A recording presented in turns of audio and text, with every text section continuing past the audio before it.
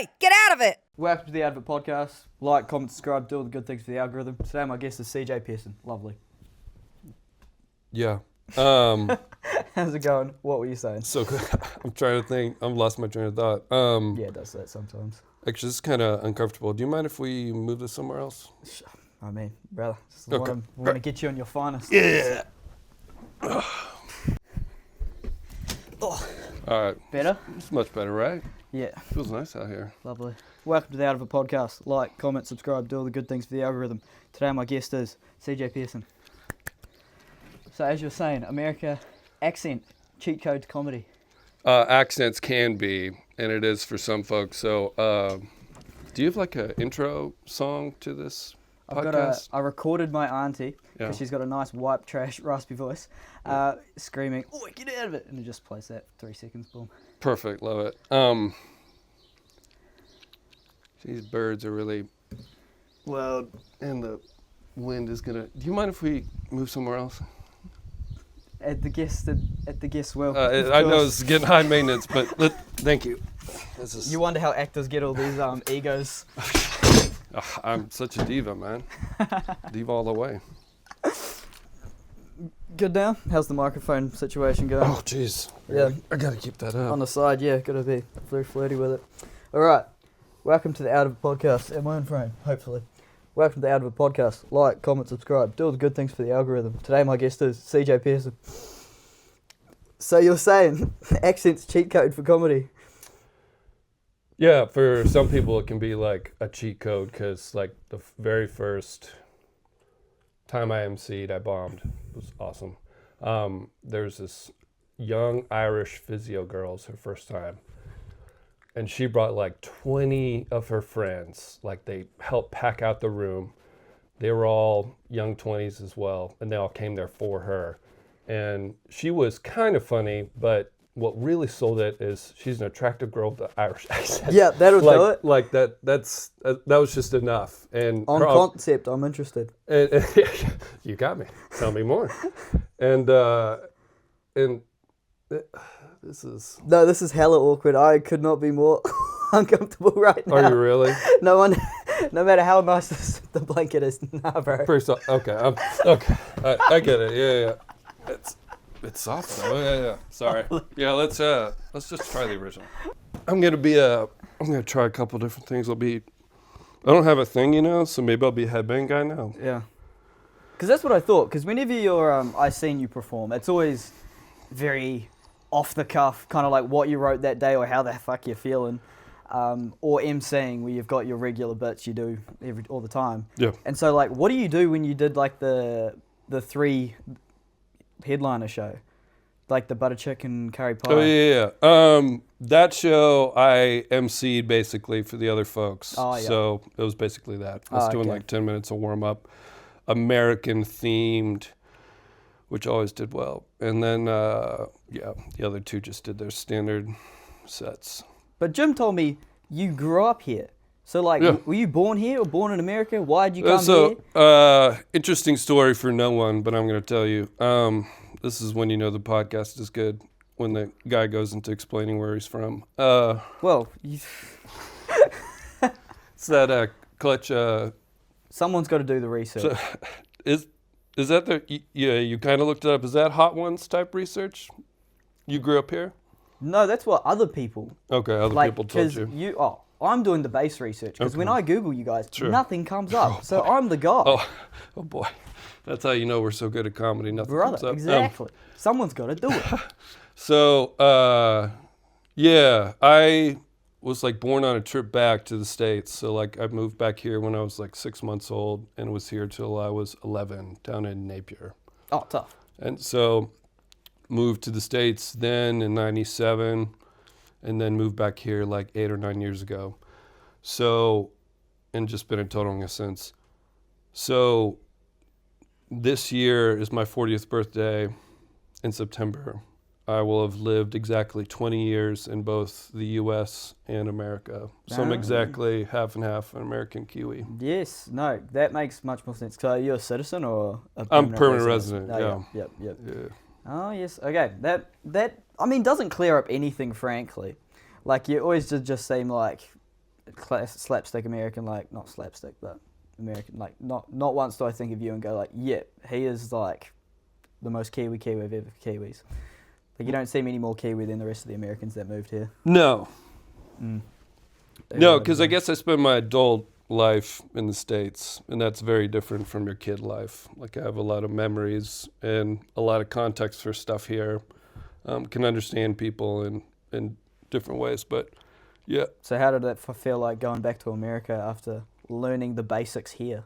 So, man, when I was a kid, I was fucking pumped. Because when you're a kid living here, America is like, woo. Yeah. It's this place that's like Hollywood. Yep. It's like this thing in your mind. And so we'd visit every couple of years, and it was always a dream. Like my American grandparents would spoil me and would like do all the crazy American shit. Yeah.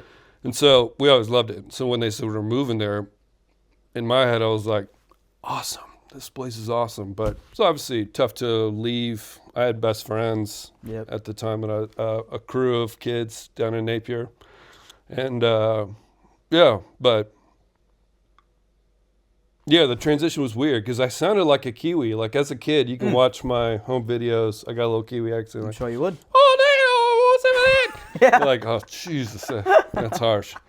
Little boy Kiwi Australian accents are just so grinding to the ears. The only thing worse is like South African. But so when I moved there, I like kind of lost my accent over time. I think just wanting to fit in. Yeah. I got an older and younger sister, and my older sister lost her accent like the day she landed over there because she wanted to fit in. She was 13, so it's like 13-year-old girl, shit, man. Yeah. And then younger sister, I don't know, she was just there. I lost my accent, but like people would always want me to read during my first year over there, and I never understood why. It's because my accent would kind of come out subconsciously without me thinking about it, and I didn't hear it. Yeah. And so people would be like, oh, it's CJ right. But it was a good time to come back to the States too. 97, Bulls, winning a championship. Like, movies were amazing. Like, America was like, boom, boom, boom. Popping off. Yeah. Yeah. Doing great. Just in time for 9/11. Gang. Not yet, but almost. Yeah, well, you would have missed it otherwise. That's right. No, I was there in the States, in Nebraska, when 9/11 happened. I remember exactly where I was. Where's that? Let's do the 9/11 stuff with a hat. Let's see if this is a different character. Yeah, 9/11 was a big deal for me. How so? Just because every year that date, they say 9/11, never forget. So I remember every year. I do not remember when Anzac Day is and they say the same shit. Yeah. Well, I guess you went through it. Because then even just now, they're like, oh, never forget. And then there's all these 21-year-olds in New York being like, yeah, fucking the brothers, but they weren't even born. That's true. Pete Davidson's dad died. Crazy shit. Wow. Nebraska, where were you doing in Nebraska? That's where I did high school. My dad was in ministry. It's the reason, Christian ministry, it's the reason why we lived here when we were kids. They were missionaries because New Zealand hadn't heard about Christianity until 1984 when my parents showed up, apparently. And and then they solved it because everyone's Christian, right? Yeah, plenty. Are you? I went to a Catholic school. What's the difference? I don't know. It's close. Yeah, we were Church of Christ. It's like conservative Christian, very scriptural, boring shit. Yeah, because what? We learned at high school that the white guys that came and did the Treaty of Waitangi, the one guy that knew how to speak Māori and could translate everything was like some bishopy guy, Catholic, blah, blah, blah, blah, blah. Sure. I don't remember his name, but that's what we learned about. So whatever the difference between that and Christian is, clearly you guys got after it. Jeremy. Fuck, who's Jeremy? The bishop. Oh, lovely. I'm just guessing. His brother wasn't there. Jeremy. No, some like specky Roman name. Do you want something to drink? I didn't offer you. Nah, bro. Water. I've been drinking like anything. I was pissing like a horse 5 minutes ago. Okay, cool. Yeah. In my toilet? Nah. Okay. cool. We're chilling. I did that hella sneak. You didn't even notice. When I was knocking on the door downstairs, I went and used theirs while I waited. Oh, that's right. Yeah. Old Brooklyn downstairs. How were your holidays, man? My holidays, I'm here, there, and everywhere. Realistically, just kind of went to the beach for the sake of going to the beach and with my girlfriend. But then straight into it, 2nd of January, had a podcast with Mudit, so let's go. Maharajan? Yep, Mahajan. I learned how to say that like just before he got there. Yeah. Because in all my books, I just kept writing down Mudit. Yeah. Sing, brackets, probably. Yeah, probably. That's the thing about emceeing or comedy is we learn your friends' names soon, first and last, because you always see them or hear them, which is strange because I don't know most people's first and last names. No. Comedy thing. Yo. I think. Because even then, like, you started here, didn't you? Yes. Yeah. Have you gone back to America to rip a show or anything? So, a couple things. Yes, I did. On a trip back, I just did an open mic in Arkansas, where all my family lives now, and it went great. But before then, I actually tried to do stand-up in the States already. So year before we left to move here, I lived like a few blocks. I'm sorry, am I boring you? No. I was just Okay. getting my questions out because I actually did write some down. Great. I just wanted to make sure you're not blowing up your phone enough. Nah. I mean, I know I don't want to detract from the 77 views we might get from this podcast. I was looking at Mudit's stuff because he did his podcast for ages, like 30-something episodes. He was showing me the views. Like the highest one was like 60. Yeah. I was like, oh, what the fuck? Turns out no one gives a fuck about any of this. The one with Craig has 200 views. Why? I don't know. That R word just spread it around to all his friends and said, please listen. Clearly. Yeah, it gets way more attention than I ever thought. Like, still nobody, but yeah, more. whatchamacallit, when he gets into that story, whatnot, that he likes to tell, whatchamacallit, I mean, I didn't think he could speak English when I first met him. yeah, yeah, I didn't know if he was Scottish, whatnot, or whatchamacallit. Because he doesn't sound Scottish, but when I was talking to him for at least an hour, a Scottish sound came out. I love Craig to bits. Yeah. He's my homeboy. Because, now I go play pool with him sometimes. Yeah. Because every now and again he's down there. We both got Batman tattoos, one a lot bigger than the other. Oh, yeah, it's massive dragon tattoo. Sure, that's dedicated to the Oh, cause. that's true. Yeah. His Ed Hardy tattoo. Yeah. Ed or Hardy. His Ben Affleck tattoo. How many fucking tattoos does he have? No, I'm just saying it looks like an Ed Hardy dragon, or Ben Affleck, who's got that full back body dragon tattoo. Have you seen that one? Looked at his shoulders longer than I have. No, you gotta check out the Ben Affleck one. Picture online, like see, like it's the gaudiest, hugest, most colorful, crazy shit on this A-list movie star's back. Wait, who, what, where? Ben Affleck. Ben Affleck has a tattoo. Yes. Of a big ass dragon on his back. Oh, it takes up his entire back. Yeah. It's funny seeing the interviews of when he was younger and with Matt Damon being so passionate about everything, blah, blah, blah, blah, blah. And then now he just old and disheveled and like he made a couple of mistakes and he doesn't really know what's going on anymore. Oh, God, it's like, my wife's being a bitch. That meme of him smoking a cigarette outside like is so perfect. Yeah. And then you see like the weird interviews and they're just like, what are your favourite foods? Blah, blah, blah, blah. It's like, this is a grown man. Why do you care about what his favourite foods are? Oh my God. He loves Dunkin' Donuts. That's true. Exactly. And then what value does that have to anything? Yeah, nothing. Yeah. My holidays were great though. Thanks for asking. Oh, I'm so good at this hosting business. Just like the M saying, I'm not good at the fucking keeping the vibes up. There's nothing.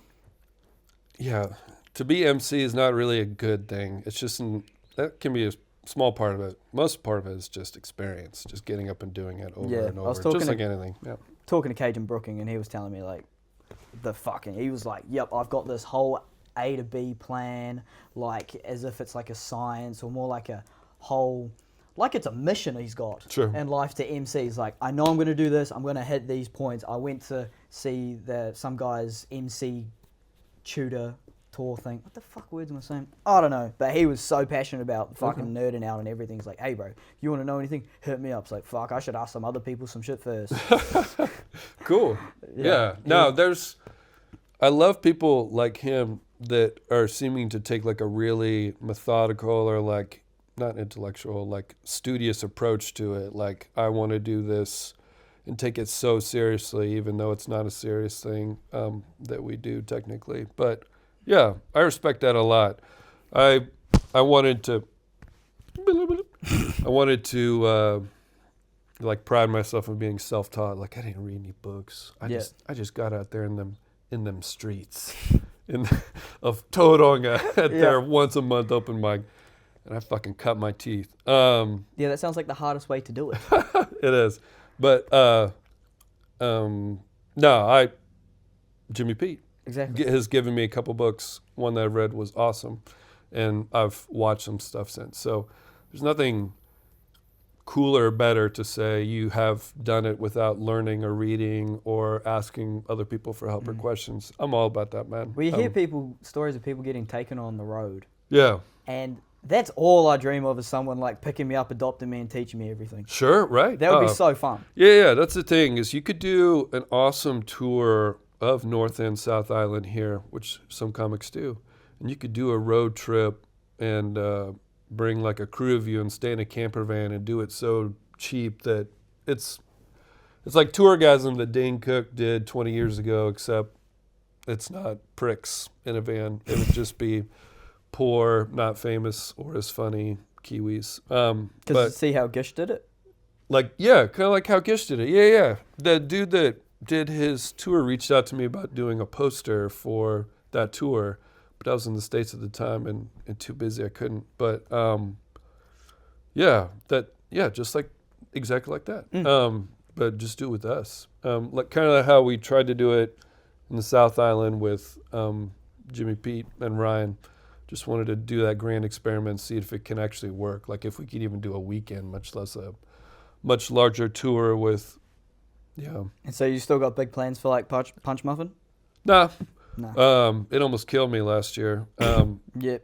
Yeah, I was in a hard spot, and so the stress and anxiety and pressure of promoting and producing made things a little too much for me. Because promoting is definitely a hard part. Oh, man. Wanking on about yourself. It's hard to do. Well, I don't even do that, but I wank on, but not about myself. Wank on to myself. Wank on, whack off. Wax on, wax off. I didn't even get back to that. I didn't even tell that story about how first time I actually did comedy in the States. So I was 3 blocks away from a comedy club in Dallas, where we lived at, Dallas, Texas. It was Hyenas Comedy Club. Their open mic, it was once a week on Wednesdays. And you come and sign up on a list. And a little piece of paper, you write your name down. It's a giant list no matter what time you get there. Because some names had already been pre-written. So you don't even get on to do your set till like midnight. And there's like 3 or 4 other open micers there waiting for their time. So it's useless. Like, can't develop comedy, can't develop stage, nothing. Like, I don't even know what the point is. And so I was doing that for a few months. Right around that 3rd month mark, I got they had 2 other clubs in the DFW area that I was doing once a week as well. So like doing 3 open mics a week, but it was the same kind of deal. Really late, useless, doing it to nobody. I'd listen to audio recordings, just crickets, which is always great. But one of the guys at the club that was the 3 blocks from me actually called me back in his office after one of the open mics. He's like, "Hey man, I like this one bit you do. Text me if you're coming." Sorry, I'm getting over a cold. Yeah. Text me if you're coming next week. I'll put you on the list. And so instead of midnight, I was on at like 11. Oh. And so like there was still nobody there, no audience. Like there would just be a few more comics. And so after like a couple weeks of that, I was like, fuck this. This is useless. Yeah. Like I'm not, I didn't have the drive or whatever it was. It just wasn't, I didn't want to do that. So I did it here at an open mic that Punch Muffin / Danny was running 4 years ago.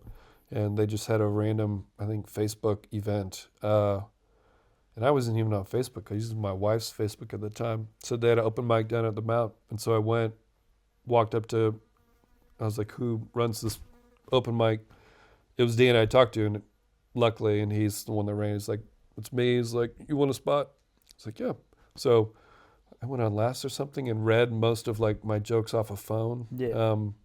But it went well, and it was crazy because the open mic was instantly different. It was a room of like 30 plus people of an audience, Yeah. like in crowd, and so I was getting reactions to most of my jokes. Whether it was good or negative, someone was listening. Exactly. So I was like, oh my God. And so that's the radical difference of starting out being a comic here and like within a year me doing paid shows.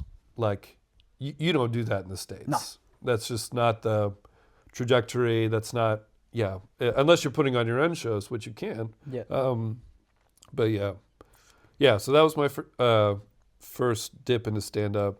I don't really count it because I didn't really, So 4 years ago here, I've been doing it here ever since. Because people going back and forth from America, whether it's like Kevin in Auckland or whatever, or like someone like went over for Skankfest and stuff, everyone's always arguing of like, is it better to do it here, even though there's less like people, more shows, whatever shows there are slightly more meaningful compared to in America when you're just talking to a room of comics that don't want to be there. Correct. And it's like, what's better, the frequency or the quality? No, having an audience, man. You have to know whether the joke works or not. Yeah. And you can't, I mean, to make comics laugh is a different kind of achievement, but making a full room of people laugh is a whole nother thing.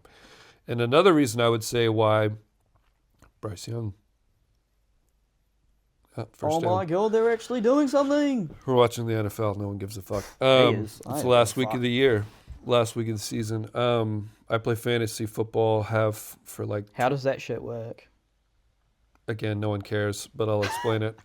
You just have players in each position from all different teams, the best of, and whatever stats they do, you get a certain point amount. And so you play against another team that has the same positions but different stars, and so whoever gets the most points in your matchup, they're the winner. But why wouldn't you just pick the people with all the best points, or you do? Okay. But there's like 12 teams, so everybody can only have so many good players. Okay. So you're kind of like betting on who you think's going to do better, and then Okay. Yep. Specky. Anyway, you're right. That was exciting. Yep.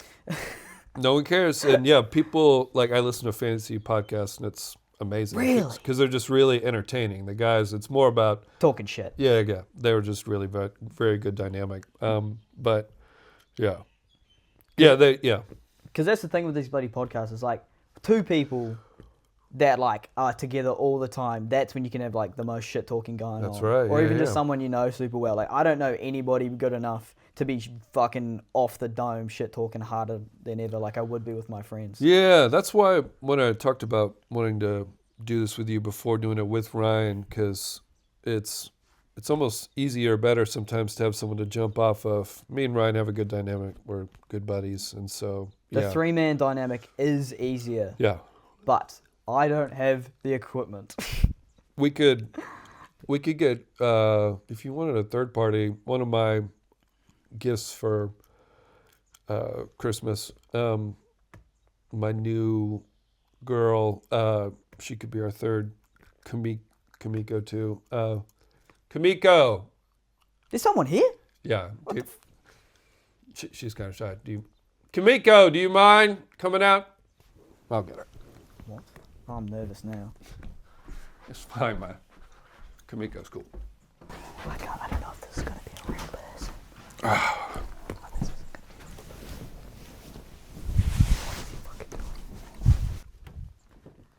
I thought as much, Cat. I thought as much. It's Kamiko. Of course. Yeah,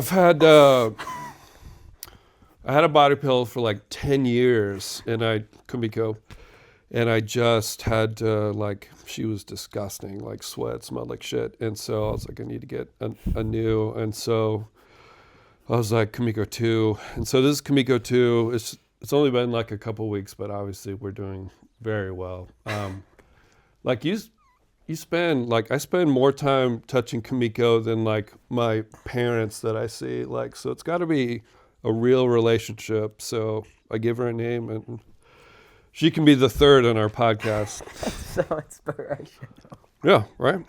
I even was trying to write, after went to Auckland, did bad sets. The one person that did a good set that night, because it was a shit crowd, was doing like real hard and fast self-deprecating jokes. Perfect. And so I was like, sweet, let's write me a bunch of those. Yeah. And like, all I could really come up with is that I look like a professional Fortnite player that makes out with body pillows. And now we've got one. I was the poser, so you could fucking...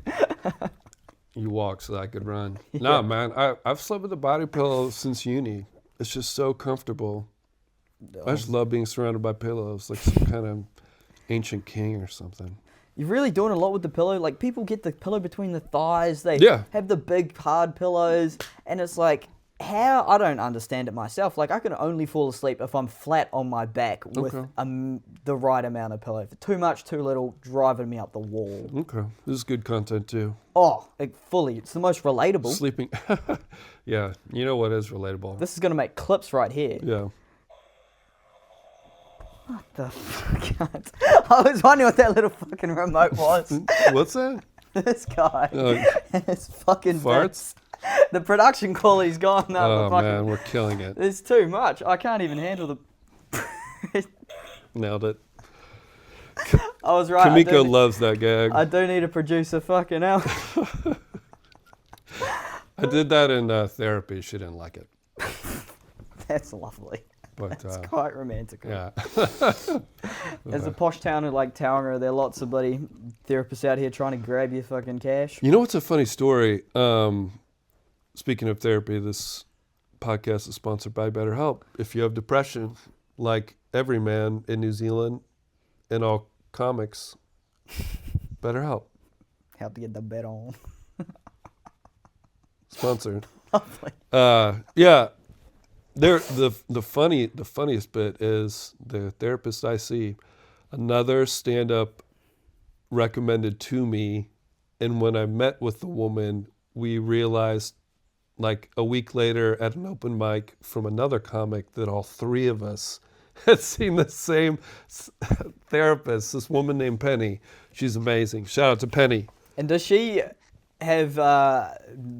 what is her view on you guys doing stand-up then? Because she loves it. She's very cool. Yeah. And yeah, we all love her. And I've been seeing her for a few months now. And she's awesome. She really helped me, do some good work, get myself to a better place. Lovely. Because, I can imagine as a therapist and then someone comes in and says, like, yes, I write jokes about how sad my life is. Sure. And they could be, frankly, I'm just thinking straight off the bat, just like, maybe you shouldn't dwell on that too much.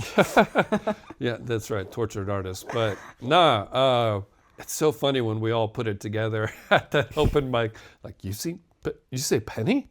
You're starting to all do the same jokes. You've got the same setups. That's She's right. like, I was told I should think about it like this. I've heard this. So when we made that connection, I was like, oh my God, that makes so much sense. That's how some therapists should like specifically market themselves to us, because we have so many mental health problems, comics in particular. So like, yeah, it just makes sense. Better Health podcast sponsor. Yeah, I'm really nervous for that to kick in one day. It's like, because do you reckon it's like genetic?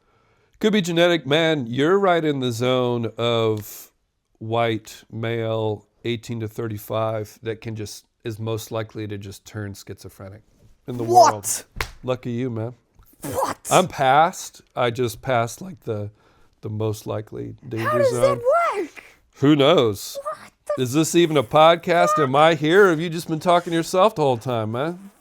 I don't know. Because now that you say that, I'm thinking of a couple examples Oh, Kamiko, he's crazy. of people I've heard about, and they just go off the charts. And it's like, for no reason. So that's not good. Yeah.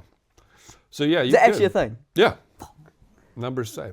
Because those numbers, fucking bastards. Yeah. Because I always knew I wasn't going to kill myself. So I'd be all right with that stat. Yeah. Um, Please don't. No, I'm not planning on it. God. No, but it is kind of creepy, scary, sad, darkly funny that Kiwi suicide is one of the like highest rates in the world. Every now and again at high school I'd be bored and we'd all be like an assembly and something, and I'd look around, and I was thinking to myself, who is it going to be? Who in Stats say someone. Who am I going to guess? who's it gonna be? Yeah. And obviously someone you don't really think about. Yeah. Like even just in the difference between the second to last and the last year of high school, in between that holidays, I swear all the gays came out. Like year 12, year 13, it's like, holy shit, you guys were gay the whole time? That's crazy. Never noticed. It's that summer lovin', man. What? Summer lovin'. Yeah. Came out during those hot times, seeing all them boys in shorts. Literally. I can't do it no more. Yeah. I'm gay. Literally, it was mental. Yeah. And so, exactly. And then, like, one guy was secretly a cross-dresser the whole time, and he was literally the most farmiest guy in the entire place. Sure. Oh, there's got to be a lot of those. And it's like, what the hell? Or when I go with Dad down to Fielding, and like, because that's where he is from, and he's like, oh, yep, that farmer didn't want to leave the farm. He shot himself. That farmer didn't want to leave the farm. He shot himself. That farmer didn't want to leave the farm. It's like, oh my God, bro. Yikes. Yeah, no. Either way, Yeah. God, we've got to watch out for those stats. It's going to get me. Even just driving on the road sometimes, it's like, oh, it's Christmas time. Watch out. So that's Jimmy Pete. We talked about off mic, which off mic too, you said this is a pro-Israel podcast. What does that mean? I mean, if I had to choose a side, and this is show business we're talking about, right? Okay. Let's fucking fill our own pockets first. Okay. Kind of back the home team kind of thing. I scratch their back, they scratch mine. These euphemisms for Israel and what's happening. Perfect. I haven't been paying attention. It's a mess. I have no idea. What were we even saying? Oh, off mic. Jimmy Pete telling stories. So one of the awesome parts about being a fresh comic is doing like road trips, which is another thing we get to do as younger comics, getting paid gigs in like another town, like Hamilton where you're from, making an hour and a half drive with buddies here. Like that road trip, hour and a half with comics is priceless. It's fucking awesome. I mean, frankly, I've never had that yet, and I'd probably... Oh my God, you just, come by yourself or bring your Every girl. single time. Oh, that's lame. Yeah. You need to start coming with people. Yeah, Or, I know. Oh. Like the first That's one I'm going to sad. be doing is going to Auckland with Paul Chadwick, and that's simply because he's too useless to do himself. So Yes. I was like, oi, Kev, I'm going. Are you going to get yourself a man. spot too? I heard Kevin Hart talking sometime about like that's one of his favorite memories of stand-up, like above, selling out stadiums is just road trips with buddies from Philly to wherever they went. Because that's the dream, is to be like, cool, book a tour. Yeah. Who do I want opening for me? Yeah. My friends. Yeah, that's just touring, man. They're going to different cities just to do open mics. But doing road trips with Jimmy Pete. It was just me and him doing a show over the Kaimais. Coming back through the Kaimais, it's dark. He's telling one of his old man Jimmy stories. And he's like, I had these painters in my house, and they were there for like a week, and they'd go back, they'd stay here, and they'd paint through the week, and then they'd go over the Kaimais where they live. And like the third week, I'm used to seeing all these people, and the third week, this guy didn't come back. And I asked, I'm like, where's this guy? And they're like, oh, he died in the Kaimais over the weekend driving. And so Jimmy's telling me this while I'm driving through the Kaimais, and so every time I drive through there, I think of that now, that painter that died. Yeah. So I slow down. Yeah, literally, it's like, do you slow down or do you just cross your fingers? Like, because you could be doing the speed limit. Or it doesn't matter, yeah. So Yeah. danger. Driving is so dangerous and dumb, and none of us should do it. Kamiko, we always have said that. Like, it's so crazy how anybody can get a license. The threshold is too low, just like open mics. Anybody can get up. A crazy person.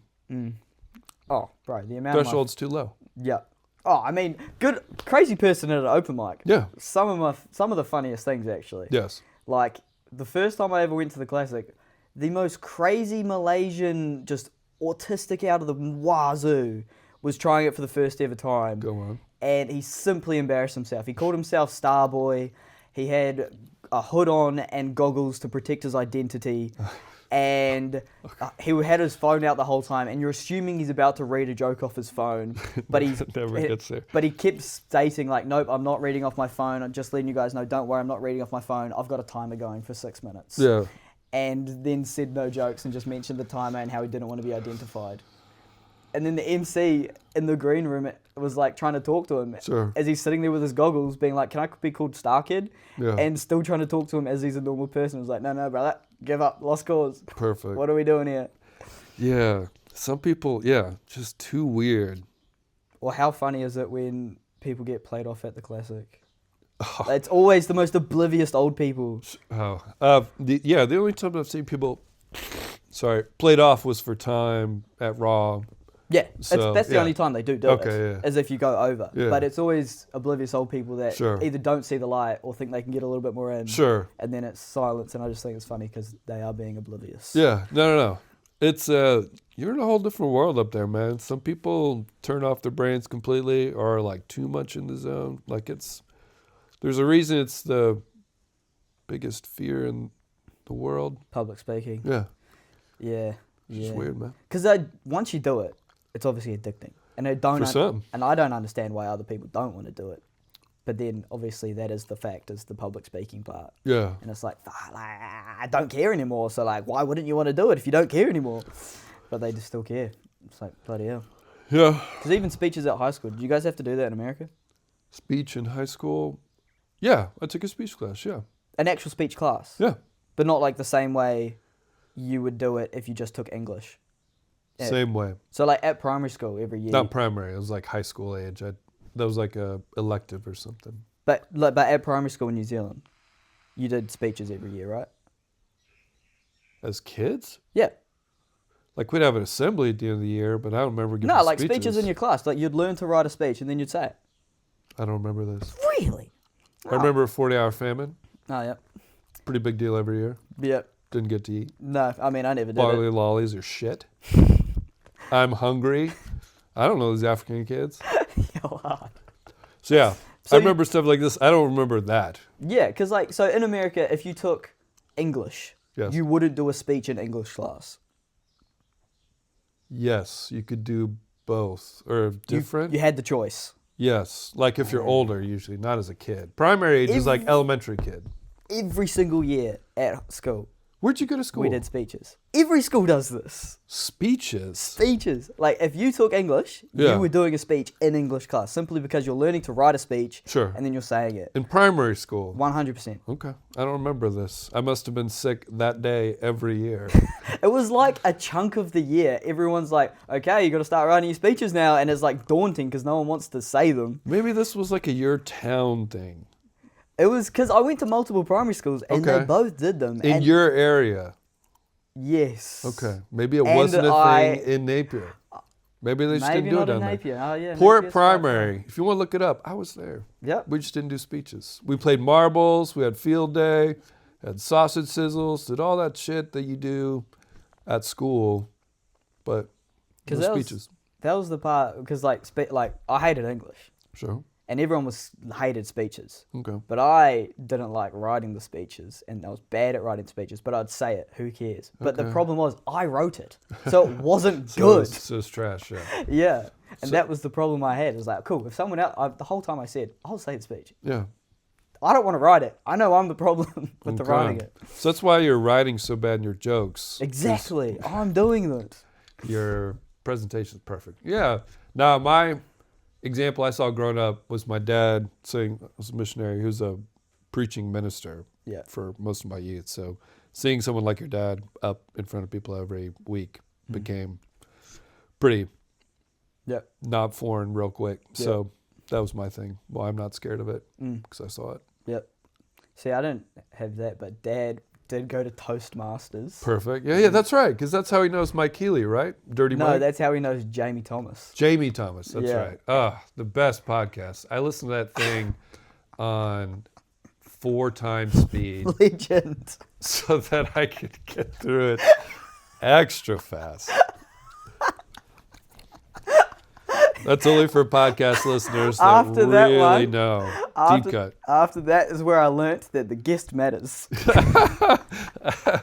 Jamie, he's a little low key, but I love Jamie. He's a cuddly big old bear. Yeah, it's pretty funny. Like I was talking to Dad about him, and he's like, "Yep, that's what I remember." And that was before I was born. So you started doing this just Hamilton comics, right? Yeah. So have you done Shady yet? No. Dream guest. Take away. You need to do Shady. Shady Tupu, love him to bits. Hilarious. We've been coming up pretty much the same time-ish. Yeah, he's hilarious. And then you need to... Jackie Taimana. Oh, yes, I forgot about her. I didn't think about her at all. And then Wesley. Brent. Oh, yeah, I'm doing Brent tomorrow. Perfect. Yep. I don't know how I'm going to do that.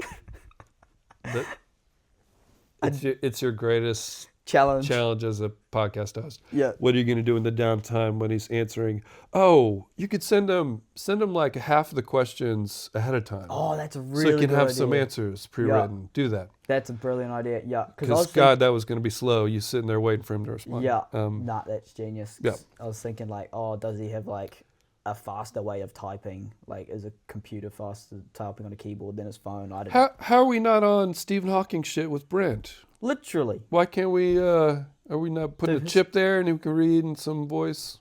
I don't know whether he'll sign up for that. Who knows? Who knows? Like, I wasn't gonna. I've got celiac, which is nothing, and I was gonna sign up for a medical trial to do this to like fix it. Okay. Because supposedly they reckon they can do that. Celiac's no gluten. Yeah.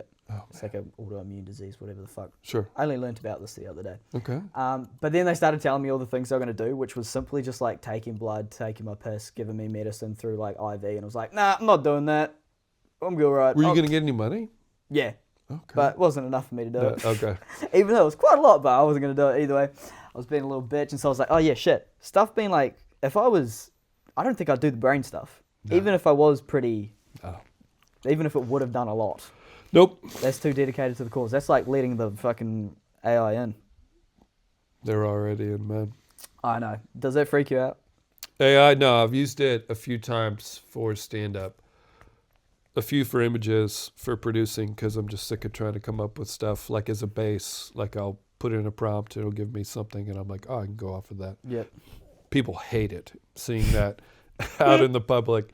And then I've used it to write descriptions of shows, because there's so many fucking ways I can say, this is going to be a hilarious show, and you need to come. So I'm like, I give the thing prompts, it's going to be this, this, and this. This is the theme, write me something. What's the best gimmick? What was the most successful gimmick you've done? Gimmick, like... The show gimmick.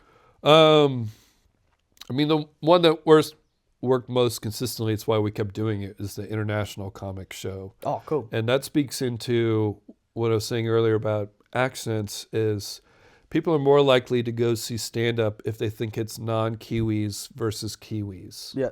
Because... Skin in the game. That or they don't think Kiwis can be funny, or tall poppy bullshit. And so, yeah, they're more likely to come if they think, oh, it's non-Kiwi stand-up, it might be better, or I might... Yeah. Yeah, so frankly. we've done that most consistently, but we did a lot of other theme shows that didn't really blow up, but they were a lot more fun for me, and we loved doing. Like even the anti-Valentine's Day show, I was like, oh, That's shit. right. As soon as you saw that, I was like, oh, I've got so many ideas. So that was funny too. Kamiko loves Valentine's Day. So I know. So we originally, the last 2 years, we've done a Battle of the Sexes, which was a lot of fun. Just having guy, girl, and then in the lineup, and then at the end, just crowd vote who was funniest. So it's not really a battle. Yeah. Could do a lot more stuff with it, but we just do that. Have done it for the last 2 years. Went great. This year, I got 2 ladies that signed up for the gig, and I'm like, oh, only 2 signed up. yeah. I'm like, I'm not gonna go hunt down people. If they don't want to do it, that's fine. So I'm just like, let's completely pivot. Let's just do anti-Valentine's Day. So it's just simple as that. Like, came out of necessity, or necessity and circumstance, because it just happens to fall February 13th, second Friday of the month. We always do our Lux show, second Friday of the month is Friday the 13th, February 13th, day before Valentine's Day. Lovely. So. Oh, Friday the 13th too. That too. Oh, shit. Yeah.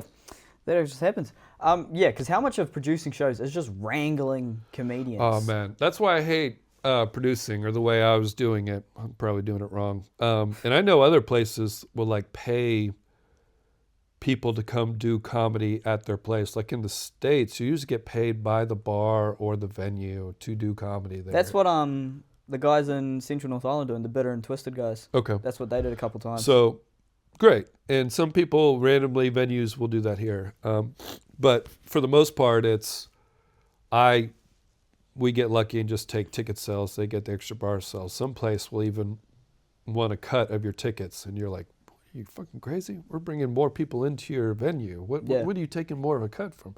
And you're making more money because of it. It's crazy. But anyway, so producing part was, there's so many facets of it that are just dumb, boring admin shit. Like anything, just organizing, posting, doing marketing. Posting sucks.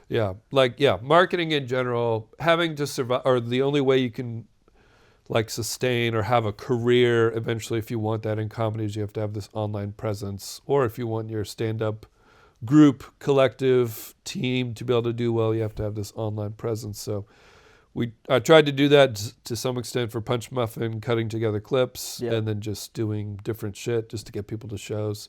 And it worked for the most part. We had a really good last year. We had a lot of fun, different shows we did. We had a lot of people show up more than the year before. So it was successful. It's just like too fucking stressful to deal with.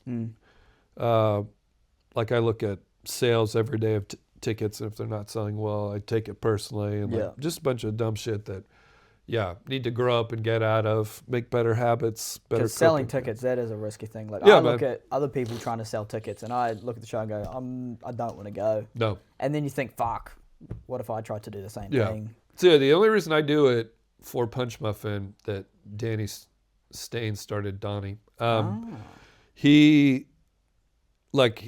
lost my full-time work like almost a couple years ago. And so like a few months into it, I just had obviously so much time on my hands. And I just took like one piece at a time of just organizing a gig. And eventually I was just doing everything because I had time. Yeah. Because I had no work. Yeah, I didn't realize Danny started it. Yeah. And then eventually he had too much work. So it was just me doing everything. Because I was thinking like, did you ever think about getting someone to help? But you were the help. I was the help, and it became me doing 95 to 100% of it. Like managing the gear, carrying everything around, producing, hosting, performing, taking tickets, like all it's just too much. You need help. Because you see Wesley the other day, and he's like, I tried the professional comedian thing.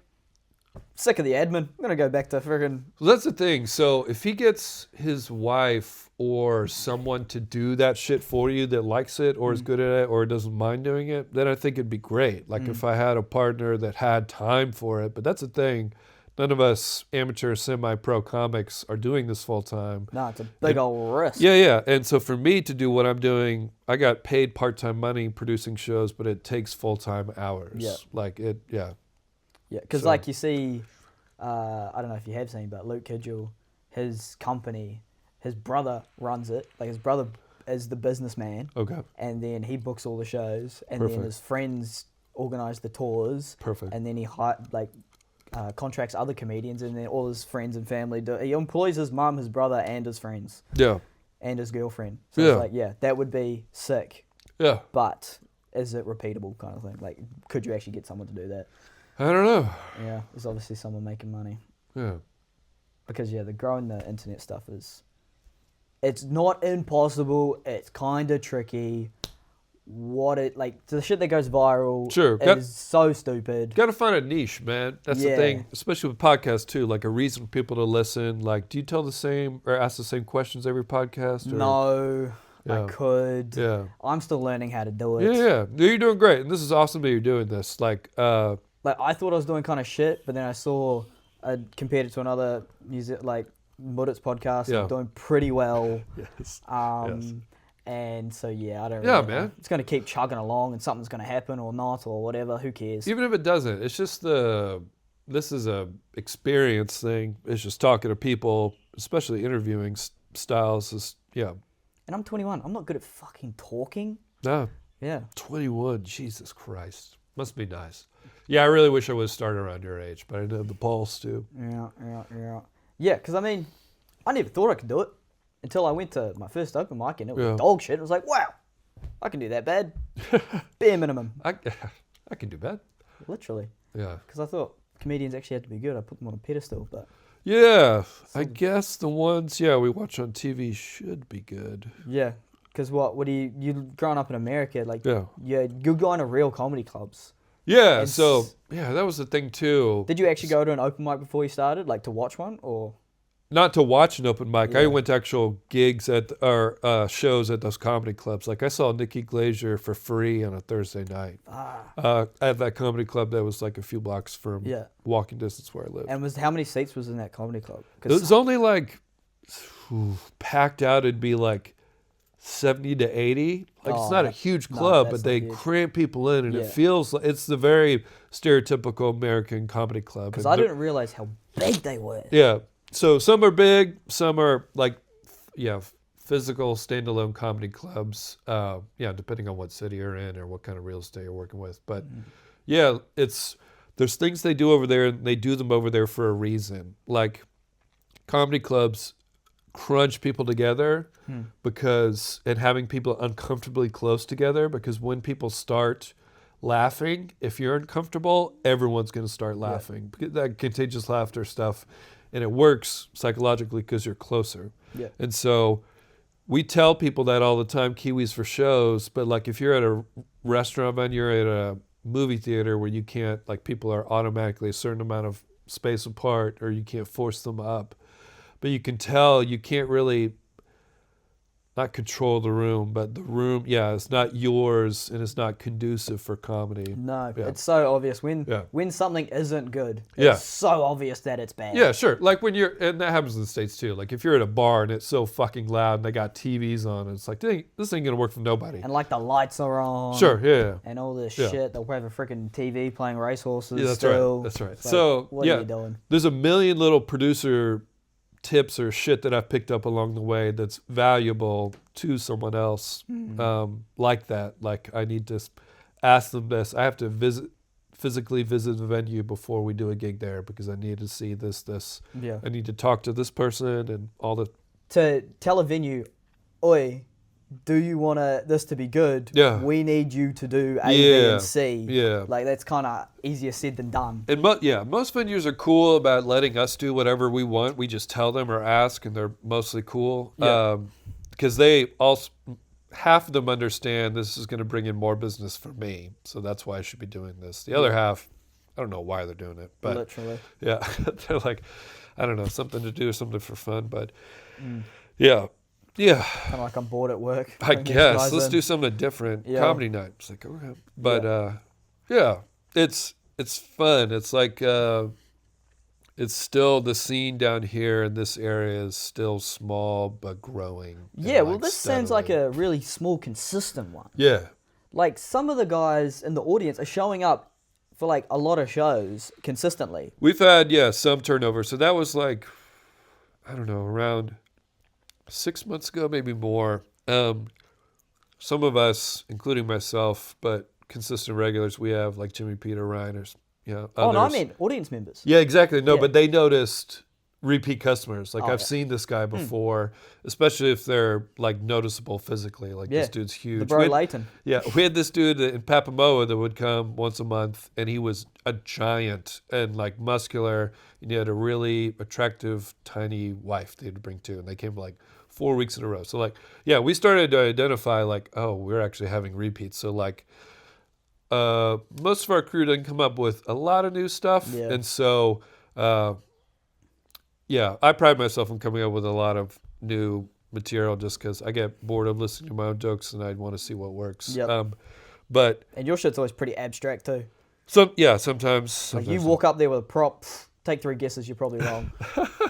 Yeah, I do some dumb shit, but I just like to shake it up just because I do or have done since I started around 60 gigs a year. So it's like I just want to do something different and not the same jokes. Something that I think is funny that usually doesn't get a lot of laughs or go well. Like when I do characters, it usually falls pretty flat, which is especially down here. They don't like a lot of abstract alt comedy. We're just barely warming them up to the idea of showing up to a live show for comedy. That's what I was thinking, and then let alone try the funny shit. Yeah. So we give them mostly straight stuff, and so I've learned that way. Like, it's kind of sculpted my journey and how I tell jokes, and that I did a lot of really dark shit in the beginning because that's what I find as funny. Like Jesselnick. Don't we all? Yeah. So I tried it here, and it would get a lot of ooh or ooh or women. Oh no, oh no. But even then, you do it here. That's like the Might as well be completely racist compared to Auckland or Wellington. That's true. You go to Auckland, Wellington, they make a stance, march you out of the fucking place. Sure. Or guys will go, oh fuck. Yeah. Oh no. Oh fuck. Yeah. So I got a lot of that. So I can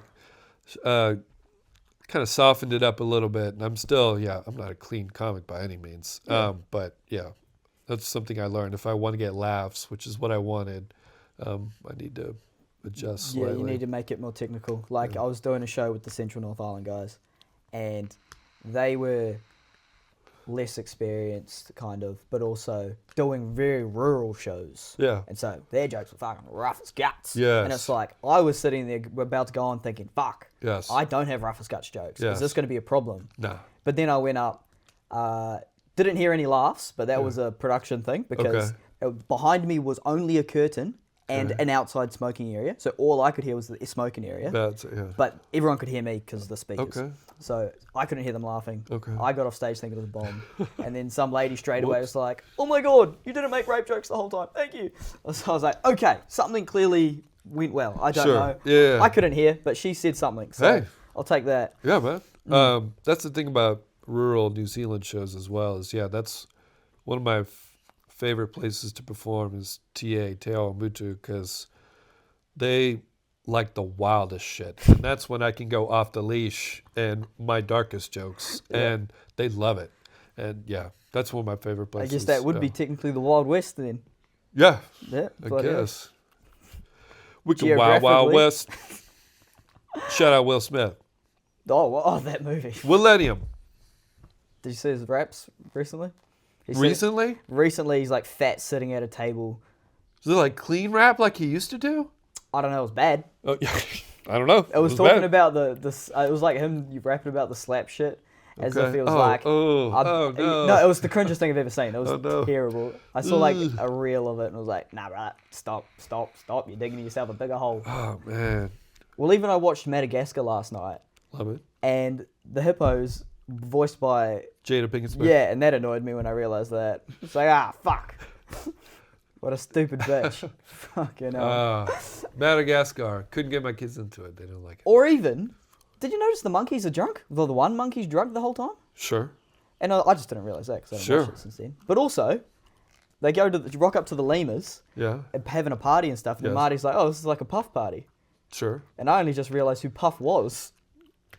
I was watching the documentary about it. Oh, no. And I'm thinking, the whole time they're like, Diddy, Sean Combs, Puff, and like, who the fuck is Puff? Yeah. They keep mentioning this Puff guy. Who That was him for a minute, yeah. Yeah, and then I had to Google it. It's like, what a big day. You learn the Bro, other names for the rapist. I was I was at home watching all this Netflix while my girlfriend was working a 10-hour shift on December the 31st. Okay. Were you texting her updates of the doc? Like, no, I just cannot believe how many rapes happened. I was just real guilty afterwards. Yeah. She's like, we have to drive to the beach now. I was like, finally something to do. And she's like, I've just been so hard all day working. What'd she do for work? Vet nurse. Oh, doing the hard yards. Yeah. She's like, yay, puppies. Oh, no, dead dogs. Oh. Yeah. No, there's a lot of people putting down a lot of weird things. She got a chicken the other day. She had to put down a chicken. Because a lady was like, my chicken's sick. Put it down for me, please. It was like, what? Okay. This lady paid to kill a chicken. Why wouldn't you just do it yourself? Chop its head off and eat the chicken. Yeah, literally. Okay. It is. Either way, she definitely has a harder job than I do. Jesus Christ. Jesus Christ. Yeah. You're a student, right? Exactly. I'm a student that works at a golf course bar and is taking a gap year. My life couldn't be easier. Hell yes, man. That's like some National Lampoon shit right there. What's National Lampoon? They did a bunch of movies, including Caddyshack. Oh, yep. I know what you mean. Is that Lampoon? May not have been. I don't know, but I know what you mean by Caddyshack. Yeah, just they've made movies about what I'm doing It's right a now. vibe. Yeah. Fucking people around. that work in the summer at the golf course, young kids and the and crazy then kids. go on adventures. Like I bought a one-way ticket to Vietnam. Did you? Yep. That's going to be fucking gangster. 44 days. Coming up soon? Yep. I didn't realize how soon. Okay, wait. The last show I'm doing is a Valentine's one, and I'll be gone. Then you're pissing off to Vietnam. 3 days after the Valentine's show. You said by yourself, not with your girl? Not with her. Oh, boy. Yeah, who knows what's going to happen 44 days? No, 44 days away. I haven't bought a return ticket. You trying to, like, find yourself, or what's going on? No, I just want to go on adventures. I'm fiending for it like a Doctor pinball. Strange? Okay. Oh, I'm so... And that's where you want is Vietnam, not cheapest. Europe or... Nah, too expensive. I wouldn't be able to go long enough. Okay. I want to see how long I can go. Maybe I'll buy a return ticket from Mongolia. Shit. I don't know. I'm just going to go with 10 grand to see how long it can last. I love that. Oh, it's going to be so fucking fun. That's so cool, man. I'm Dad- so jealous. Dad is too. He's sitting there being like, Yeah. fuck. He If probably I save never... up some money, I'll fucking meet you somewhere for a hoon on some scooters. Did he ever do international travel, Dad? Yeah, he did. Okay. Like, he left school when he was 15 and then did a Contiki around, lived in Scotland for 2 years, did a Contiki around Europe, and then also went to South Africa and stuff when he was like 19. Awesome. And so he's sitting here telling me, you need to go to university. Yeah, It's yeah. like, I've been at school longer than you have by 6 years. I want to go on some adventures now. Sure. And because I've already done the whole country. Yeah. Like, I've been to been Milford Sound twice. Who's been to Milford Sound twice? No need. I heard the sound the first time. Yeah, I'm good. exactly. And so, yeah, not this country. I'm done with it. Vietnam. Yeah, Barry. It's Okay. so fucking Ornsky. And then I keep seeing reels now that say that, like, Vietnam is the next step up from Bangkok, like, as if, like, you should start with Bangkok, because Okay. Vietnam's a bit much. So I was Okay. like, fuck, if I played myself, but we'll see what happens. I'm sure I'll be fine. You'll probably be fine. Or it'll be like some hangover shit. It might You'll just end be. up with a monkey and That'd be sick. face tattoo, And I don't think I will. lady boy. A lot of that stuff. All the things that could happen. Once again, these statistics are cursing me. But man, you'll try some Yep, English open mics. supposedly. Apparently they've Vietnam. got some few, according to ChatGPT. Okay. Because I just said to ChatGPT, organise me a trip. Yeah. And then it was like, due to your previous searches, you can also do shows Okay. because of expat communities. The third reason I've used ChatGPT is to write jokes for a roast. Because I said, Oh, nice. in the actual roast itself, I said I had ChatGPT write some jokes. Do you guys want to hear them? Yeah. So I've used it a few different ways for comedy. Did you ever find that trying to get ChatGPT to make one of your bits better, it forced you to write better jokes, like better lines? I've never put in one of my jokes. I've only once done that. Okay. And I gave it the setup and Yeah. like the punchline and then like the problems I had with it, make this better. And the whole time before I clicked enter, I was like, it can't beat me. I gotta do better first. Yeah. And so it just forced me to, it just motivated me to actually try harder. I like that. So I didn't want the computer to fucking win. Yeah. You're not winning this round. And then I've been machine. too scared to do it again. Yeah. So I don't want to. I don't want to know. I wonder. But also, of course, I want the best jokes. But Yeah. I want to come up with it. That's the thing with AI. They say can never replace joke writing. It's like they can, but they can't replace like commonalities or things Yeah. relatable shit Can't and like crowd work stuff that is live in the moment that you can't replicate, duplicate. Except for it as with like the AI babies doing stand up, like not comedians as babies, like an actual baby doing stand up, being like, oh fucking my nappy was full of shit or whatever the fuck. I don't like that. No, exactly. I don't either. But it was definitely funny. Okay. And of course you don't like it. It's Sure. not real. It's someone else. It's Yeah. like it's the computer, and you're like, you don't want it to get likes, but it is because Sure. it's cute and funny. Yeah. It's like, you bastard, get out of here. Okay. I was just about to say you can't take an AI stand up on tour, but they do that with musicians. There's an AI band. AI, like your fucking Kamiko shit is sorry, very offensive. harsh, but yeah. But, okay. Yeah. but there is an AI like anime singer. I have heard this. Yeah, and they chart, right? Exactly. It's not a real person. No. Exactly. So I was like, Sure. That's yeah. Regis It's freaking me out now. I'm thinking about it. God.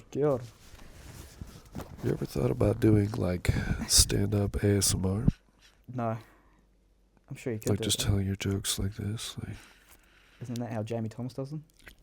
kind of naturally. Yeah. It's Just when I tell people that I'm a groomer, it's important to clarify that I work with pets.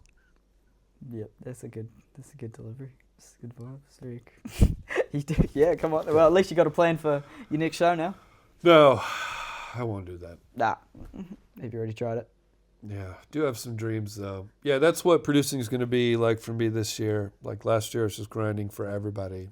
This year is just like doing shows for myself for what I want to do or what I find funny. Like I want to do some not traditional stuff or different themes or just. Because that's what Chris Wheeler's doing. What's he doing? He reckons he's going to be, because he tried producing some shows. Yeah. Nobody showed up. Yeah. That's how that happens. And then I talked to him next afterwards, and he's like, nah, I'm not trying again. I'm doing something completely fucking different. Okay. And now he's got some account called This Isn't Comedy or something like that. And as I was sitting in the car, I saw on Instagram some weird reel he made, and I haven't watched it yet, but I assume it's his plan of not doing stand-up, but stand-up. Is it the clip about Batman? Not a clue. It's like weird, like... If it's like a spotlight kind of thing? Yes, that. Jeselnik's fuck you attitude, that works for him. But anyone else starting out, come out with that bravado and ego to a crowd of Kiwis that are already like this, they're going to be like, fuck off, dude. Yo, hard. You need to earn that. Yeah. You need to have the jokes for that to fucking work. Yeah. Yeah, well, that's obviously the thing. Everyone comes out being like, I want to be the fucking smart, edgy guy, blah, blah, blah, blah, but then just a racist. But yeah, that's what, it's just turned into code for, I want to say shit without repercussions. But that's kind of the difference, or my comedy philosophy, me personally, is no joke is off limits. Yeah. Like there's nothing you cannot joke about. But there is a way, like you have to be able to joke about it that's funny. Yes. Like you can't just say a trans joke just to say a trans joke, which happens all the time at open mics now. Yeah. You've probably told a trans joke. I did, and then you went up and said, that was a shit one, this is a good one. Oh, what an asshole. But it was probably true, right? I got a laugh, right? Oh, you did, yeah? Yeah. No, that's that. Well, yeah. I'm not going to give an example of my own joke for why I'm such a genius about doing a trans joke. Yeah. But it doesn't punch down at trans people, and it's funny. And you're laughing at not people actually being trans. But you just can't argue with results. Yeah. That too. So that's the other thing is, are you getting people to laugh? And if you're making them laugh, like, there's nothing I think that could or should be off limits. But again, as a white, straight male. Risque. I can and have been able to say anything forever. So I really don't have much hang-ups. It's the same vibes as like carrots. If you can't make a joke about carrots funny, don't joke about carrots. There you go. Yeah. That's a good way to look at it. And so it's just more can't argue with the results. And Sure. if the results are negative, that sucked. Yeah, don't keep telling that joke. Yeah. Or find the white rally you were looking for. The boys. Is that what American football is? Nah, not anymore. That's a lot of black guys. They're African Americans, but it's there's a lot of them. Yeah, no. Is this really is it that good? Like, I mean, do you love it that much, the American football? I don't love it that much. I love it for something to do. I like watching sports and doing them. Yeah. I don't like playing football because I don't do that. Yeah. I did though in high school. That's one of a few concussions I've had in my life. Oh, nice. It was so great. With a helmet too. Oh yeah, I was playing football. So there's a drill we did called Bing Bang Bong, where you hold a ball and you just run in a straight line, and 3 people on either side of you just try and run as hard as they can to tackle you. What? This is a drill to toughen you up for football that we would do in middle schools. Got ya. So like intermediate years. So like bull rush, except the a winner. Defenseless person, I would sit there and run or jog and let them come hit me. Yep. And so that's when I remember one of my first concussions. And so did you play rugby? Nah. Oh, okay. Primary school, I only played cricket, basketball, soccer. Oh, yeah. I was too much of a pussy to play rugby. Yeah, but then when I played American football, shit. I mean, I was too much of a pussy to play it too. Like, I played ripper rugby, and then I turned old enough to play tackle, and I gave up because I was like, fuck that. No. But did the cricket turn into an interest in baseball? No. Baseball's so fucking boring. And cricket isn't? Yeah. They're both boring. Cricket lasts longer, and they've done adjustments to baseball to make it not as boring, just like they did for cricket, like having a T20 league. But it's still a very slow game, and I had no interest in it. Like, what are these guys reading off their massive fucking graph sheets? Plays. Oh my god. And they have to cover their face because you see the cameras on them now, and other teams will be watching. To guess. Literally. And then how do they communicate with the players? Does someone have a microphone? Quarterback in his head. What the? That's calling too out much. plays. Yeah. That's too much. No wonder. Like, how are the sideline refs? Like, not sideline refs. This fight, we got to, helmet off. But like, parents, if they're doing that much coaching while the game's playing, parents on the sideline for like kids must be 10 times worse than anywhere else. Sure, it's a nightmare. You've seen clips or heard stories. Yeah, parents and youth sports in the States is a sad affair. Like Regan, my brother, This guy. he learned how to talk shit playing rugby to the parents. Love it. Like, they would, like, a couple times they yelled at him and the dad's like, no. Yell the fuck back at him. And so he got kind of good at it. And like that. a couple times I watched them play, he'll be like on the field, talking to the players, and they'd have the ball and he'd be like, kick it, pussy, kick it. You know you want to kick it. Yeah. Oh, you won't run, you fucking soft cock. I was like, oh my God, I've never seen this happen before. That's pretty funny. There you go. I didn't know they did this. Fucking hell. It's aggressive. You like heckling? No, I got no confidence to heckle. I don't think I'm that good at talking shit. No. You like when people heckle you on stage. Hell no. I've only ever gotten away with that once. And even then, he flustered the rest of my joke. Okay. Like, he said something, I clapped back kind of cleverly, a little bit, and then I forgot where I was at. Okay. And so I was like, you win, dickhead. You win. So no, I do not won like this it. round. Exactly. I've done crowd work twice. Okay. Only time I want to talk to the crowd is never. Sure. Yeah. Fair enough. I'm coming up to say the shit I am practicing. There you go. I'm not good enough. Fair enough. Because what? You've just got the... I don't know, but you do everything, bro. Like, what do you do with heckles? I love heckling. Clearly. Just because I don't think people understand the dynamic of what they're starting when they do it. Because they realize, like, I have a chance or I'm going to get attention or people are going to know I'm funny. But the literal setup of I'm on maybe a stage higher than you with a light on me, with a microphone. Everyone is literally facing me and not you. And they're all on my side, I assume at that point, because I've been telling jokes or been doing well.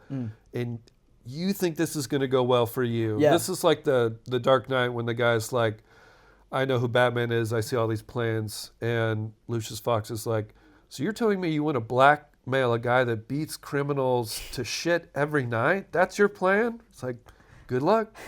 So the power dynamic is in our favor. Yeah, exactly. Yeah. It's like and so I'll let people chirp and we can do something fun. But if someone's actually being an asshole and actually heckling, that's when I like take the gloves off and I just love going for it because I turn into an asshole because. But you can be. Yeah, that's the thing is it's the shit you've always wanted to say to a coworker while you're arguing, but you can't. But at a comedy show, I just let it go. Yeah, all of a sudden, punching down's the right thing. That's right. And usually, 9 times out of 10, probably 95% of the time, crowd's always on my side, and so it always seems to go pretty well. And I love also seeing a heckler that's heckled like throughout a show that I've been watching, and it's my turn up, and the first time like he makes a noise, inside I'll go, oh, fuck yes, here we go. Like, there's actually a clip of mine I recorded one time. I could visibly see on my face getting excited when this guy chirps up because I'm like, here we go. And so, yeah, that's my approach to it. I was like that beady-eyed little lady that was at Papamoa that last time we were there. I was there. And Jesse did the wrong thing. Jesse didn't earn the clap back. He just got one chirp and he was straight away, fuck you ugly bitch. That's right. He went aggressive. And exactly. He was obviously doing that same thing, except he didn't wait long enough. Yeah. There's a different, there's definitely a balance to it. And I've definitely been too mean sometimes, but I don't know. That's just how we talk to each other as comics. And so if other people are going to laugh at it, I'm like, hell yeah.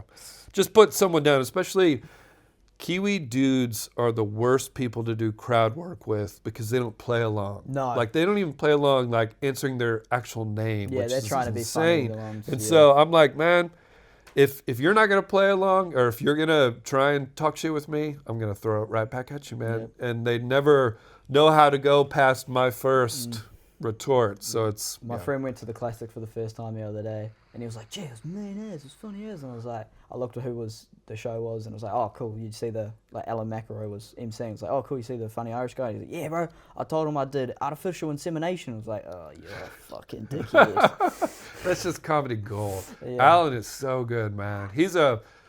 When I saw him last, and he was just doing stand-up. He's one of those guys that is a pro that is so good that you can see when he has the crowd in the palm of his hand. Yeah. Like he is literally controlling the room. I went and saw him at Foundation. Oh, do you know where Foundation is? The restaurant at the base? No. Okay, well, it was not a good place to be doing stand-up. Okay. It was too light. People were having dinner. People were walking through the whole time. Yikes. All the other acts bombed. He didn't. He was emceeing the show like a fucking pro. He's so good. Yeah, that made me realize when I saw him last, I'm not even halfway there. Like, I think like I need to be at a certain place in my trajectory. All this bullshit nonsense that means nothing. No one's put these pressures or limitations or whatever on me, but I tell myself I need to be doing or improving. But it's like, doesn't matter, man.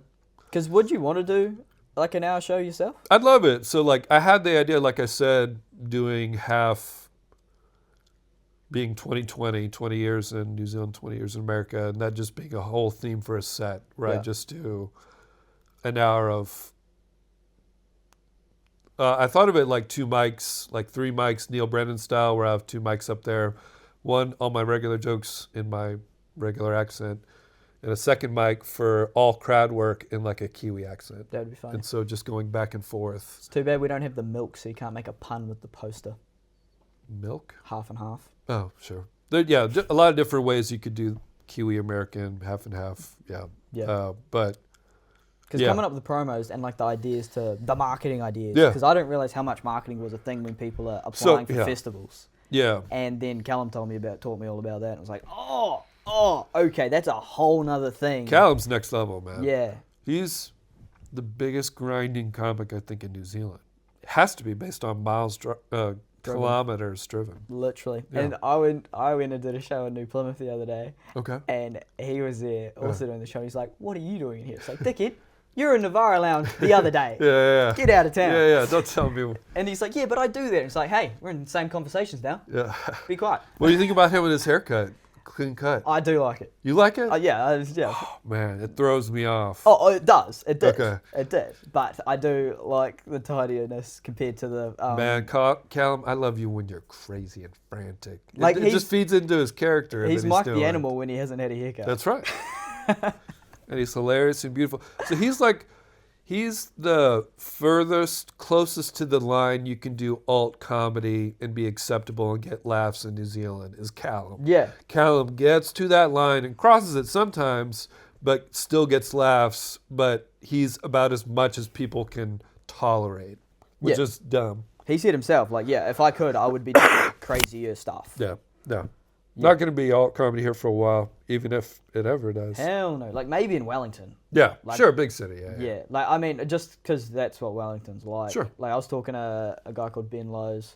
Oh, you met him? He was on the thing. Yeah, he did our gig. Exactly. He's from Wellington, and he started in Wellington. And he was telling me, like, when I came to Auckland, I did stuff that crushes in Wellington, and it bombed real hard. Interesting. So that's another thing, too, we were talking about earlier, circle back to, like, is it better to learn stand-up here in the States? Another thing, I think it's better to learn comedy here, stand-up versus the States, is I think audiences are harder here. Yeah. Like, what I found producing gigs is most shows, it takes about half a show for the crowd to actually warm up. Yeah. So, like, and that's hopefully assuming they're drinking booze, too, because you obviously need that as well. Yeah. Loosen people up. But in the States, when you go to a comedy show, people are laughing from the get-go, from the jump. Especially it's a funny comedian, obviously, but they're willing to laugh a lot quicker. And here, it's almost like you get up and they almost have a attitude or a look behind their eyes, like, prove it. Yeah, like, is this going to be good? Make me laugh. Yeah. And is this going to be worth it? not, I paid for this ticket, so I should want to laugh. Yeah. It's make me laugh. Yeah.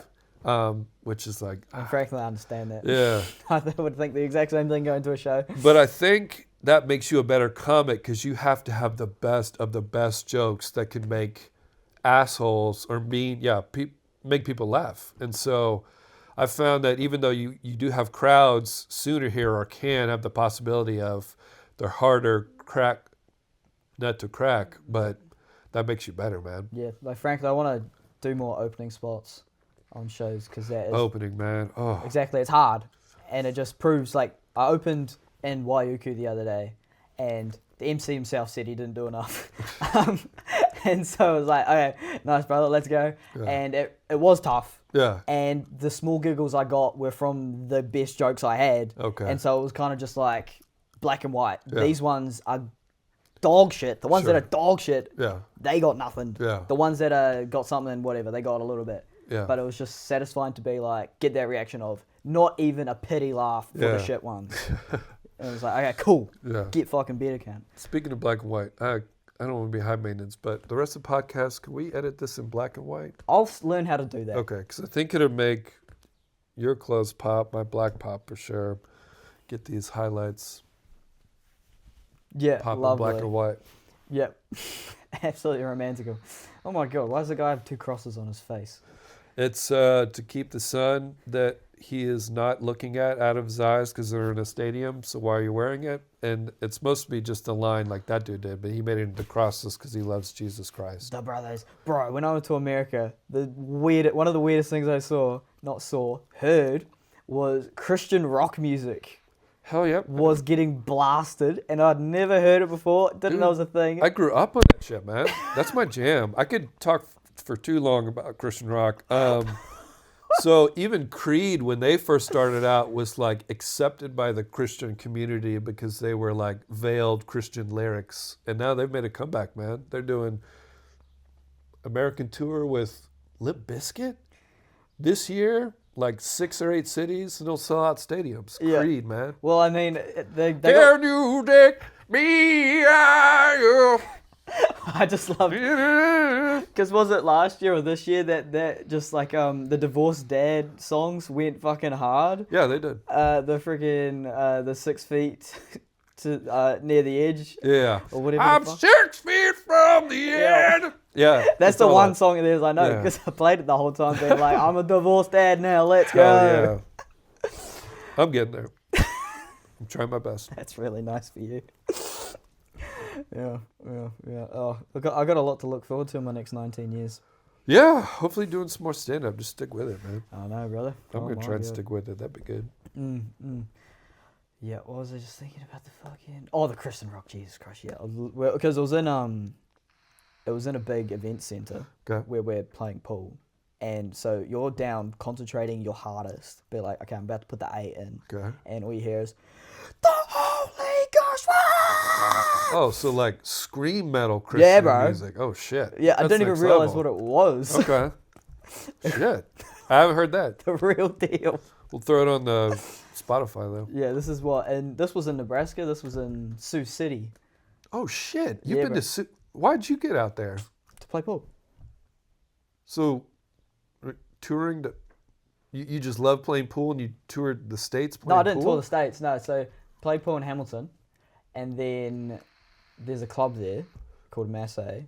And they make most of their money from pokies. Okay. And so a third of that, instead of paying more taxes, they put into junior sport. Okay. And so they pay every year for like a team of juniors to go to America and a team of seniors to go to Vegas to play You in this serious? one tournament. Yeah. And Financed by pokies. Yeah. And That's so amazing. I And you went. Yeah, I could have gone 4 times. I was gonna go 4 times. I went 3 times. Shit. So first year was That's so dope. Oh, this was when I was 11. 11. 11, 12, and 13. Oh, man. Yeah, it was what's it called? Erie, Pennsylvania, Erie? and then Sioux City twice. Oh, man. You're in buttfuck America. I was. I know. Oh, man. Yeah. That's a shame. Yeah, exactly. Like Yeah. we'd go to. So wait, you haven't visited L.A. or New York? No, I've You've been just- LA, okay. Chicago. We'd do LA and Chicago okay. first. Well, no, we went to LA. We'd Yeah. spend most of our time in Chicago. Sure. So I've been to Chicago 3 times. The 3rd time I was fucking bored of it. So whatever. Okay. And then we'd take a flight from Chicago on the tiniest plane, and we'd have like quite a large percentage of Māoris with us too. Okay. And one time in Heavy the tiny plane, they were all at the back for whatever reason. Sure. Seemed a bit whatever. And there was a bit of turbulence. Fuck, they got loud. And then we ended up in Sioux City, and then the guy that organised it all, the owner, he's walking around and looking at everyone's luggage that says their names on it and sucks. He's like, oh look, Flynn sucks. That's It's right. like, wow, bro, you're lucky we're all 12. That's That's right. hilarious. Sucks. But yeah, bro, Sioux City went hard next to, what was it, on the Mississippi? That's right. That was a scungy looking river. Yep. It's a shit river. There were still people in boats going Yep. up it. It's like, what the fuck are you guys doing? You're They not do it. wakeboarding in this river. Oh yeah, they got some bodies in there. They got some pollution in there. They got some It was disgusting. people in some jet skis. I've done it. A lot of fun. Lovely. Yeah. Because we were there and also, we were like, 13. And some of the American fellas are like, I'm 14 and I drove here 16 hours. I was like, what? 14. Yeah. I Shit. was like, I want to drive. Yeah. And then so I kept in touch with them. And then when I turned 18, I pals, was that's like, shame cunts. You might have been able to drive first, but I can drink and drive first. That's good. Yeah. Exactly. That was class. But yeah, like, knew about the Bean, went to the Bean before Tony Hinchcliffe ever did. It's like, Okay. shit, look at me go. And because that Nebraska shit was not a lot. Nah, going on it's a there. boring place. Yeah. Like, what are you The doing? only cool shit they had was every summer they have the College World Series, which is the championship for baseball every year. Oh, baseball. So that was fun. Other than that, nothing. Yeah. I did go to, though, in high school when I was there, across the river in Iowa, hometown show for Slipknot, where they're from. They did a show, and it was fucking epic because it's Slipknot. Yeah. When you moved from America to New Zealand, I'm just assuming you moved at the end of the school year in New Zealand. No, we would have moved halfway. It would have been American summer. Yeah, because I was just thinking, surely you didn't get stitched up 2 school years straight. No. We came in the summer, and we had to catch up on. We went to. They got places here that kids can go to for like tutoring, so that we went to some chain tutor place in the States, and all 3 of us had to catch up to get to either the grade we were at, or like my sister skipped a grade, so Yeah. they just got her caught up. Yeah. But yeah, Sylvan Learning Center. Oh, lovely. And then did you have to learn about all the American history as soon as you got So it was a big thing. My parents were like, you guys have to learn all the states and capitals before you go. It's this big deal. So we're big about memorizing 50 states and capitals. there? Yeah. We get to the states. No fucking kid I know in 5th grade knows all the states and capitals. So I'm like, So who's this autistic thanks, guy Dad. from New That's Zealand? good. Yeah. So no, I did fine in school. I've always done fine. And my sisters did fine too. But yeah, Then also being from technically a Polynesian island, technically. and going over there. And then when you learn about the situation with Hawaii, does What's that that? seem almost a bit silly that it's American? That is very silly. Well, yeah. The reason it was bought is, the whole Hawaii, in general, why they're part of America is interesting. But not interesting. It's No. interesting if you're an old white man Yeah. because you'll like World War II history and all that shit. Well, I mean, Matt and Shade's Secret Podcast, the biggest podcast in the world, and they freaking might as well talk about history half the goddamn time. That's right. It's crazy that we have 50 states, and then we have 2 half states, territories, protectorates. Oh, is that Alaska Puerto as well? Rico. Oh, Puerto Rico.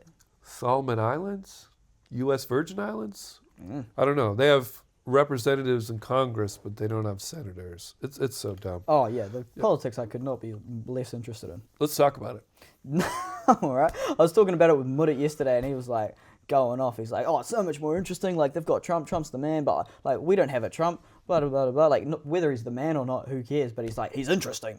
He captures the people. He makes the clips. He's the worst. He's truly making things horrible for a lot of people, and it's really sad, not funny. But my favorite Trump joke is that I heard that I like to tell when they hear my American accent. Sometimes I've heard once or twice people just yell Trump just because it's an American Fucking accent. yeehaw, Cowboys. And so I say, okay, here's my token Trump joke. So Trump used to run these beauty pageants, right? Yeah. And so he's having sex with one of the girls from his beauty pageants. Lovely. And going great. And the girl looks up at Trump while they're fucking. And she's like, I heard you're a pedophile. And Trump says, whoa, that's a pretty big word for an 11-year-old. Oh my God. Because Trump's a pedophile. Yep. He's on the Epstein list. Radical. Yep, the inspiration. All right, on that note, I gotta go see Ryan. All right. Fucking cheers for doing this, Brev. Yeah, man. Yeah, it's better than I thought it was gonna go. I liked your input. I loved the co-producing. That was very took the weight off my shoulders. Great. Onto Kamiko's or whatever the hell you're gonna go do with there.